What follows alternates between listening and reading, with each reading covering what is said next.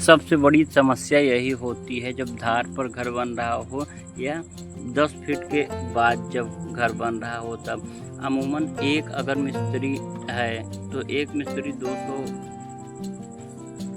के आसपास आराम से प्लास्टर कर सकता है फुट के हिसाब से अगर बात करें तो।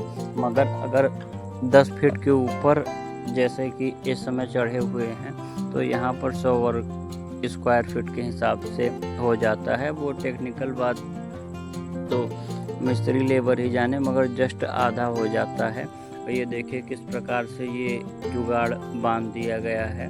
और ये देखिए जहाँ पर कुछ निकल आता है, जैसे कोई पत्थर हो गया, ईंट हो गया या कोई अननेसेसरी चीज़ सरिया वरिया, उसे काटना पड़ता है क्योंकि प्लास्टर जब होता है तो एक लेवल पर होता है। और देखिए किस प्रकार से सारा सामान इधर उधर पूरा फैला हुआ है। और ये देखिए छाता भी आ गया है, किसी न किसी तो काम में आ ही रहा है। ये देखिए एक लेबर मिस्त्री ऊपर लगे हुए हैं और 2-3 नीचे लगे हुए हैं, एक मिस्त्री 2-3 लेबर। तो इसी प्रकार से काम चल रहा है घर का अंतिम चरण में। इसके बाद में हो सकता है प्लास्टर के बाद में अब देखते हैं क्या आगे विचार होता है करवाने का।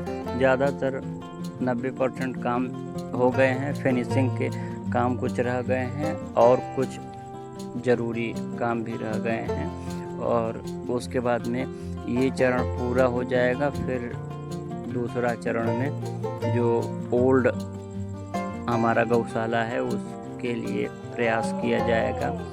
अभी कुछ बैंक का काम है वो भी हो रहा है। देखिए किस प्रकार से अब तराई करने के बाद में प्लास्टर करने से पहले ये ज़रूरी होता है सीमेंट का लेपन। और फिर उसके बाद में ये देखिए फ़ोन आ गया है ज़रूरी। तो अब बच्ची बात करेगी और उसके बाद में माताजी बात करेंगी। आप लोग कैसे हैं? आई होप बहुत सारे लोग पहाड़ों में जा रहे हैं घूमने के लिए और वहाँ पर हर जगहों पर काम का अपना अलग, और ये सबसे बड़ी दिक्कत होती है जब कोई मिस्त्री काम करने के बाद में काम को ख़राब कर देता है। ये देखिए पानी उल्टी दिशा में बह रहा है, मतलब जो ढलान करना था उसे पाइप की तरफ करना था मगर वो कर दिया है जस्ट विपरीत। ये सभी जगहों पर हर कमरे का ढलान गलत बनाया है और इससे बहुत सारी समस्याएं हो गई हैं। माताजी अपने काम में लगी हुई हैं, पिताजी बच्चों के साथ में अपने बचपन को देख रहे हैं, एंजॉय कर रहे हैं। और ये देखिए किस प्रकार से पानी वाला काम भी हो गया।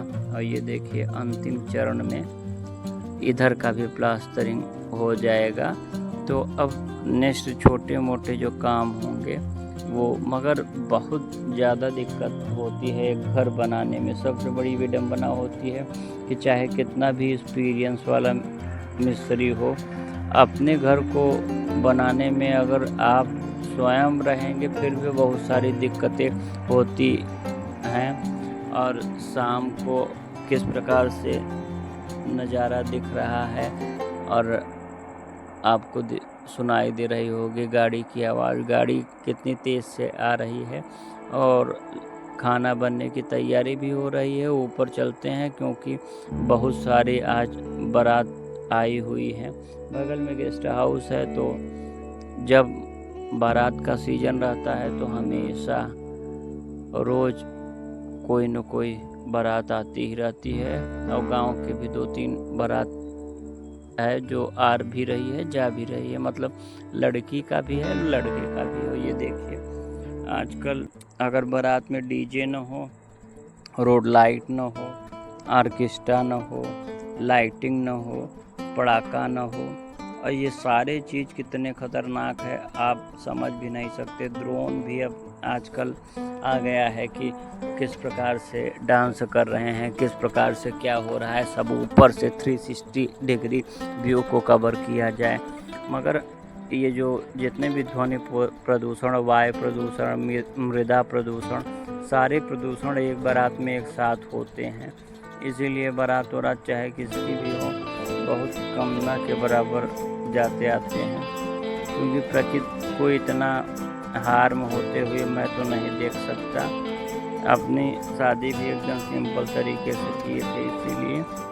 और आगे देखते हैं, बारात में आजकल बहुत सारी जगहों पर देखा है इतना पैसा खर्चा होता है जिसका कुछ कल्पना नहीं। भारत में शुरू से ही, चूँकि देखिए हर देश की अपनी एक मतलब इतिहास होता है ना, तो हम अपने इतिहासों के आधार पर बहुत सारे रूढ़ियों को नए तरीके से, परंपरागत तरीके से उसे आगे नहीं बढ़ाते। नए तरीके से डीजे रोड लाइट के बिना भी क्या बारात नहीं हो सकती है, लाइटिंग के बिना क्या बारात नहीं हो सकती है, वो और ज़्यादा अच्छी होगी। बहुत जगहों पर मैंने देखा है इतना सादगी के साथ में शादी होती है जिसकी कोई कल्पना नहीं की जा सकती। तो सबसे देखिए जानवरों को कितना दिक्कत होती है, जबकि ये दूर हैं, पास जो होते होंगे उनको क्या दिक्कत होती होगी आप सोच